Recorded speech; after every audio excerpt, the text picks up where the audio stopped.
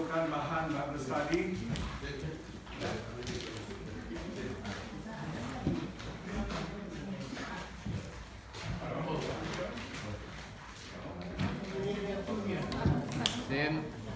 Sinta, Cynthia, Mbak. Dia, gue duduk sini, dia makan kelihatan. Halo semua.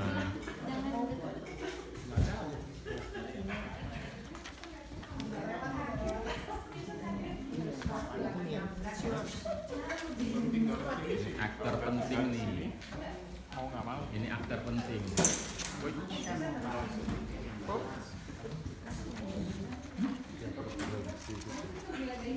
Belakangan, not before.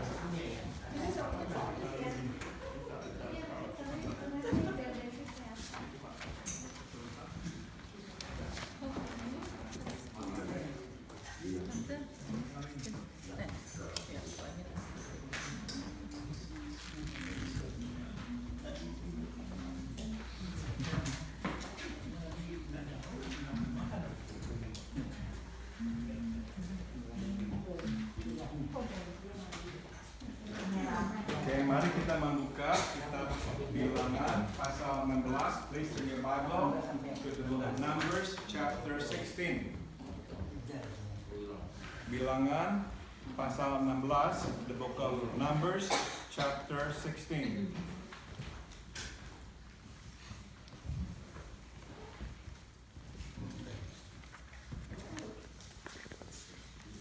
Anybody need a pen? Need a pen?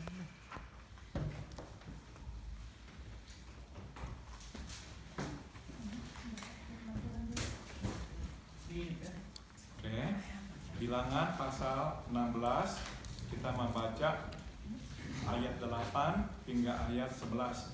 And we are going to read from verse 8 to verse 11. Mari kita membacanya bersama-sama. 1, 2, 3.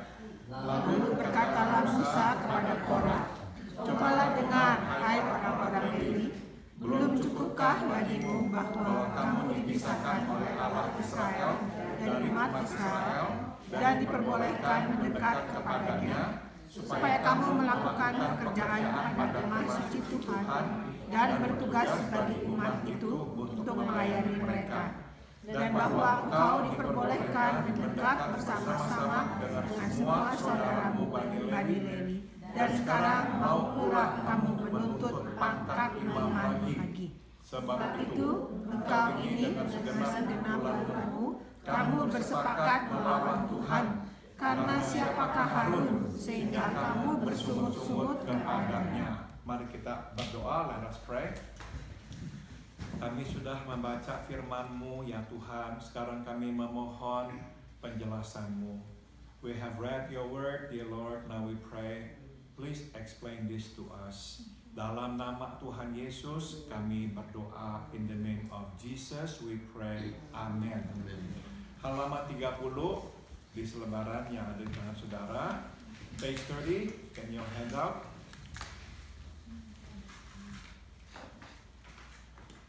Sesungguhnya motif disembunyikan tidak tersembunyi. In reality, we can only hide motive. It is not going to be like lost, gone, just like that. Kita tahu apa yang sebenarnya kita mau, tetapi kita tidak ingin orang lain mengetahuinya. So what happened is, we know what we really want, but we don't want other people to know that that's what we want. And that's the reason we hide our motive. Pada umumnya, kita menyembunyikan motif dengan cara memunculkan motif yang berbeda. Tambahkan kata berbeda.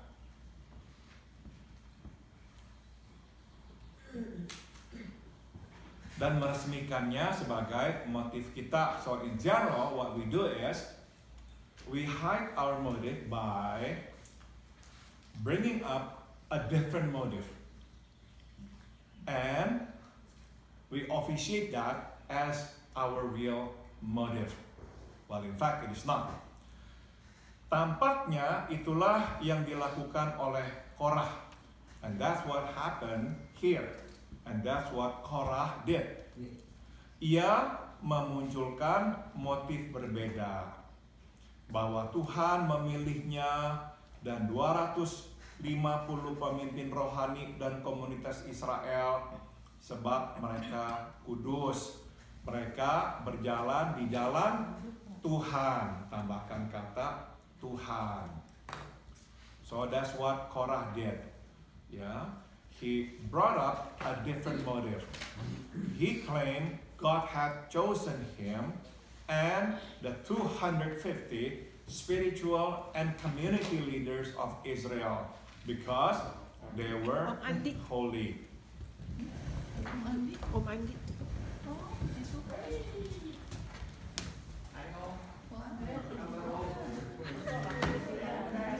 Halo Om Andi. Halo Om Andi.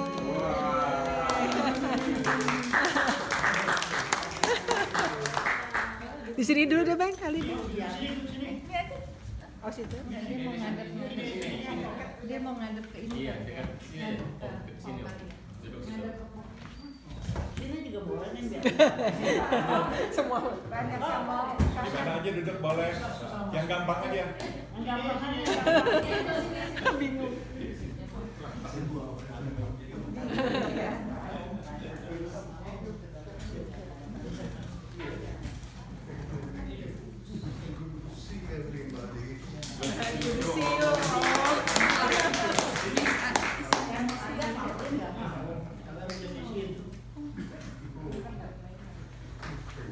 Ini Pak Andi mau ngomong sedikit kali ya. Udah lama nggak pernah dengar ngomong suaranya. Apa nanti aja deh ya. Soalnya kita lagi rekam. Ya, ya. Oh iya. Terima kasih. Sorry. Nggak apa-apa. Mari kita lanjutkan.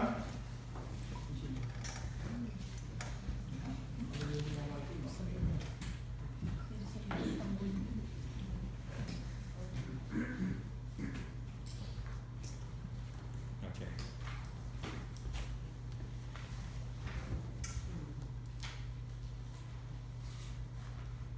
Ya. Sambung lagi. Jadi tujuan mereka menumbangkan kekuasaan Musa adalah sekadar menjalankan kehendak Tuhan yang ingin menggantikan kepemimpinan Musa dengan kepemimpinannya. So the real purpose of them, toppling or taking over authority of Moses, they just want to replace Moses' leadership with their leadership. That's the real purpose. Jadi tujuannya hanya itu. Sambung lagi. Motif sebenarnya, tambahkan kata sebenarnya. Jauh berbeda dari motif yang dimunculkan. Dan ini diketahui oleh Musa. So as you can see, the real motive is very different from the motive that was presented. And Moses knew that. Ternyata motif sebenarnya adalah Korah ingin menggantikan Harun. So the real motive was Korah would like to replace Aaron. Jadi bukan saja ia ingin menjadi seorang imam, ia pun ingin menjadi imam besar. Tambahkan kata besar. Not only did he want to become a priest, he would like to become the high priest. Korah adalah seorang Lewi, dan semua orang Lewi dipanggil untuk menjadi pelayan Tuhan. We know that Korah was a Levite, and all Levites were called to become the servants of the Lord. Sebagian kecil dari mereka dipilih menjadi imam, dan mereka adalah keturunan langsung dari Harun. So a portion of them, a small fraction of them, were chosen to become priests, and they were the direct descendants of Aaron. Karena Korah bukanlah anak Harun, maka ia tidak akan menjadi imam, apalagi imam besar. So because Korah was not a son of Aaron, he would never become a priest, let alone high priest. Rupanya inilah yang menggerogoti hatinya. Ia ingin menjadi pemimpin rohani. Ia tidak puas menjadi pelayan rohani. Kata pelayan. So apparently this was the reason why he was doing what he was doing. That's what really bugged him. He wanted to become a spiritual leader. He was not satisfied just to become a spiritual servant. Ya, jadi stop lagi saudara. Tuhan memilih Bani Lewi menjadi pelayannya. As you remember, God called the Levites, appointed them to become His servants. Nah, kan sudah tentu banyak ya orang-orang Lewi yang akan menjadi imam adalah keturunan langsung Harun. And out of them, there was only one lineage that would become priest. And they were descendants of Aaron. Nah saudara, kalau saudara ingin tahu sisa-sisanya orang-orang Lewi yang adalah imam di zaman sekarang adalah orang yang bermarga Cohen, C-O-H-E-N. If you want to see the direct descendants of Aaron, the priest, you just have to find those around you that has the last name of Cohen. Cohen actually is another translation for priest. Jadi itulah sebetulnya tuh keturunan langsung ya dari imam-imam Cohen. Okay? Bukannya Kohan ya, bukannya Cohen. Oke. Nah, jadi inilah yang terjadi. Korah ini nih tahu sampai kapanpun dia tidak akan menjadi imam. So Korah knew that he would never become a priest. Because he's not a son of Aaron. His children would never become a priest. He had to settle with that job to just help Aaron, assist Aaron, take care of the tabernacle, and later on to take care of the temple of the Lord. He did not want that. He wanted to become the head, the spiritual leader, not a spiritual servant. Sambung, ada satu pelajaran yang dapat kita petik, yaitu ternyata dosa tidak mengenal batas. Tambahkan kata batas. So one lesson that we can learn, and that is sin knows no border. Pernah dengar kan ya istilah Doctors Without Border? Ya, pusatnya di New York dan di Prancis ya. Itu artinya dokter-dokter yang melayani di seluruh dunia, tidak diikat oleh batas negara. Dosa ya seperti itu. Dosa tidak mengenal batas. Ya, I'm sure you have heard of this Doctors Without Border. That means these doctors go everywhere. Yeah, they do not know the boundary of nations because their calling is to help people, and they will go wherever there is a need. Sin is like that. Sin knows no border. Sambung, dosa tidak hanya bertebaran di ranah politik dan ekonomi.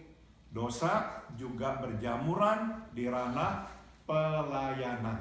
Tambahkan kata pelayanan. Kalau saudara bertanya-tanya, apa sih artinya ranah? Ini kata Indonesia yang baru ya, artinya wilayah, daerah. So sin is not only You can find sin not only in the political arena or economical arena. You can also find sin in the ministry arena. Keserakahan dan ambisi pribadi, haus kuasa dan gila hormat dapat memainkan peran yang besar di dalam pelayanan dan menguasai hati, tambahkan kata hati, para pelayan Tuhan. So you see greed, personal ambition, ya, hunger for power, hunger for recognition, all can play a big role in ministry and can take over, can affect, can control the hearts of God's servants. Tidak ada perkecualian. Kita semua orang berdosa. Dan hati yang tidak terjaga adalah ladang, tambahkan kata ladang. Subur masuknya dosa. So there is no exception. We are all sinners. So if we do not guard our hearts will become a very fertile ground for sin.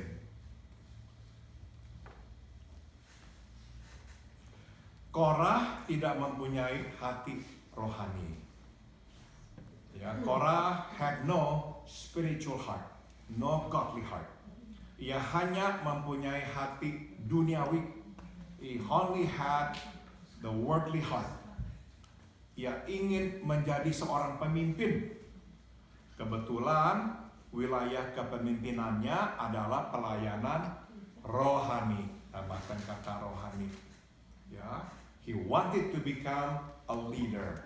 It just so happened that his leadership was in the area of spiritual service.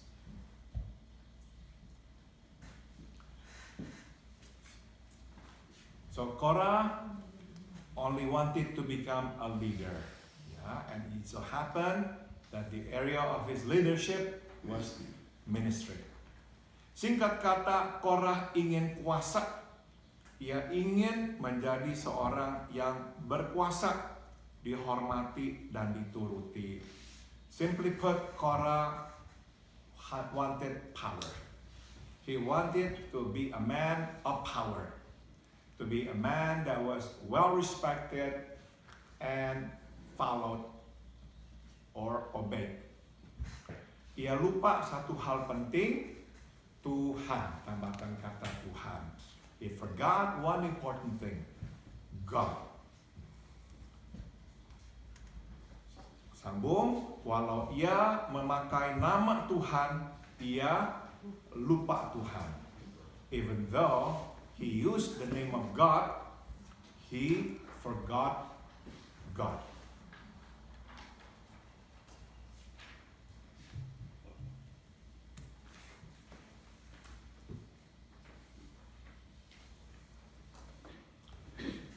Mari kita sambung. Dari sini ada satu pelajaran lain yang dapat kita timba, yakni terpenting bukanlah menyebut Tuhan, melainkan mengingat Tuhan. Tambahkan kata mengingat. So what's important is not to mention the name of God, but to remember God.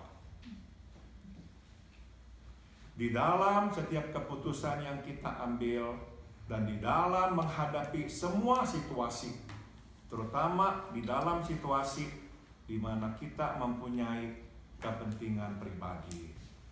Ya, we have to remember God in every decision that we make and in every situation that we face, especially situation in which we have a vested interest. Saya masih ingat seseorang berkata seperti ini. Mereka jangan main-main ya. Mereka ini harus tahu bahwa ini adalah Tuhan punya. Yang akan sebut apa itu ya.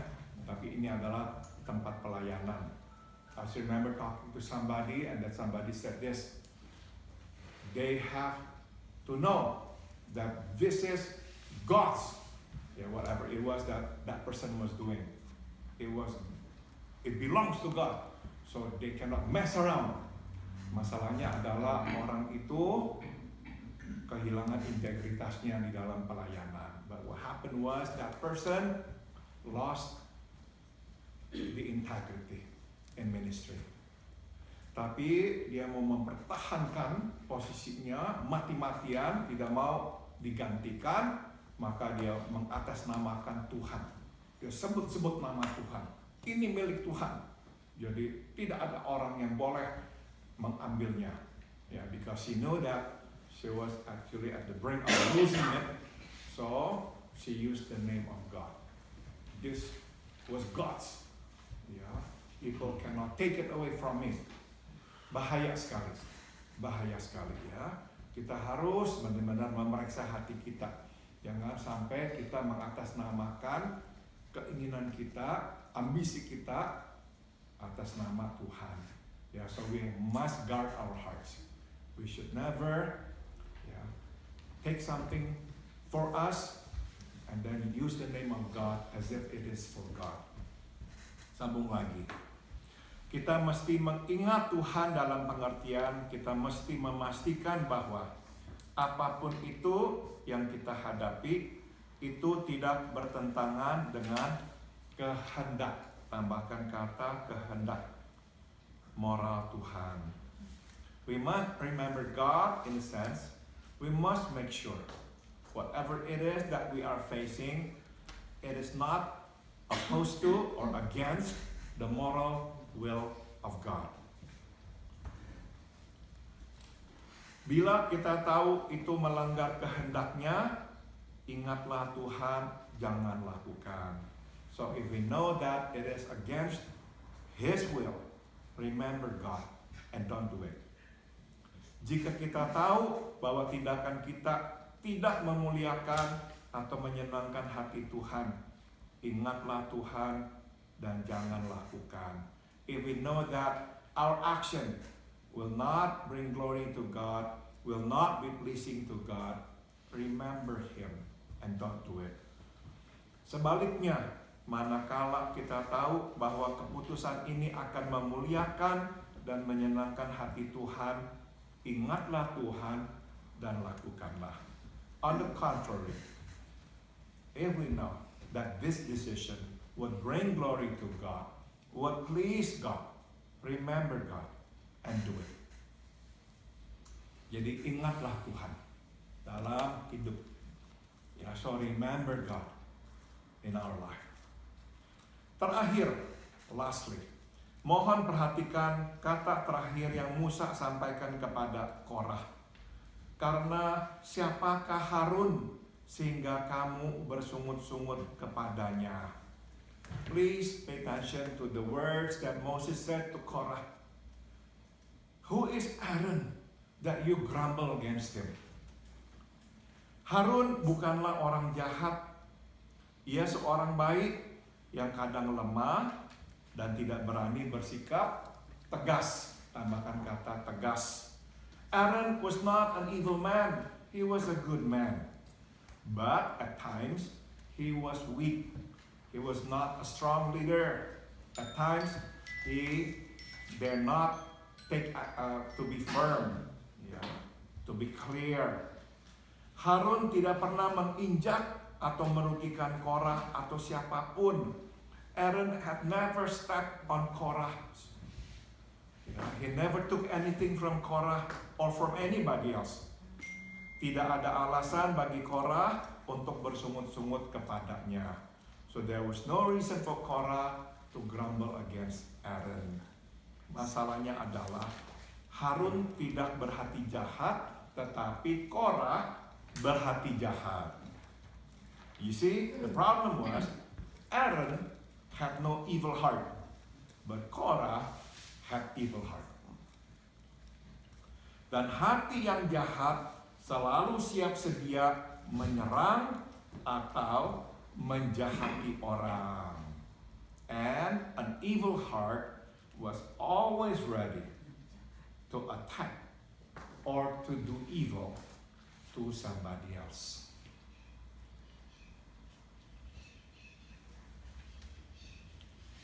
Inilah pelajaran terakhir yang dapat kita petik. Makin jahat hati kita, makin cepat dan keras kita mengkritisi dan menyerang orang. So here's the last lesson that we can glean. The more evil our heart is, the more quickly and harsher we criticize and attack others.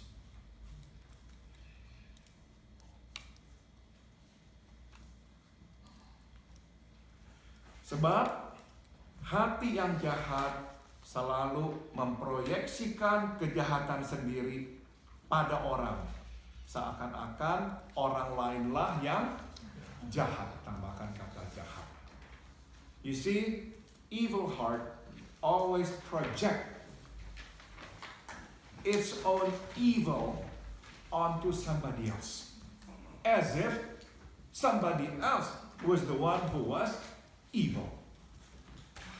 Begitu saudara. Makanya saudara, orang yang jahat jarang bisa menyadari bahwa mereka jahat. You see now, you understand why evil people do not realize, are not even aware of the fact that they are evil. Justru orang yang jahat selalu menuduh orang yang jahat. They usually accuse other people of being evil. They cannot see themselves as being evil. Why? Because an evil heart always project, like a projector, its own evilness onto somebody else. As if somebody else is the one who is evil. I am not. I am good. You are evil. Itu sebab saudara, kejahatan susah berhenti. And that is the reason why evil cannot stop. Or is hard to stop. It continues to go on. It multiplies. It gets deeper and deeper. Because it is blind to its own evilness. Ya, Korah begitu jahat sama Harun. Salah apa sih Harun? Korah could grumble against Aaron, could hate Aaron. What for? What reason? No reason whatsoever. Ya, tapi hatinya Korah sudah jahat. Makin kita belajar, makin kita mengerti mengapa nantinya Tuhan menghukum Korah luar biasa kerasnya. The more we look at Korah, the more we understand and accept God's harsh punishment on Korah and his followers because they were truly evil. Mari kita berdoa, let us pray. Bapa, kami sama seperti Korah, kami sama-sama orang berdosa. Lord, we're no different from Korah. We're both sinners. Korah punya potensi jahat, kami pun punya potensi jahat. Korah had the potential to become evil, but so do we, Lord. Jadi tolong, terus tolong kami. Ingat Engkau. So always help us, Lord. Remember you. Jangan sampai kami lupa Engkau. Do not let us forget you, Father. Dalam nama Tuhan Yesus kami berdoa. In the name of Jesus we all pray. Amen. Terima kasih. Silakan dimatikan.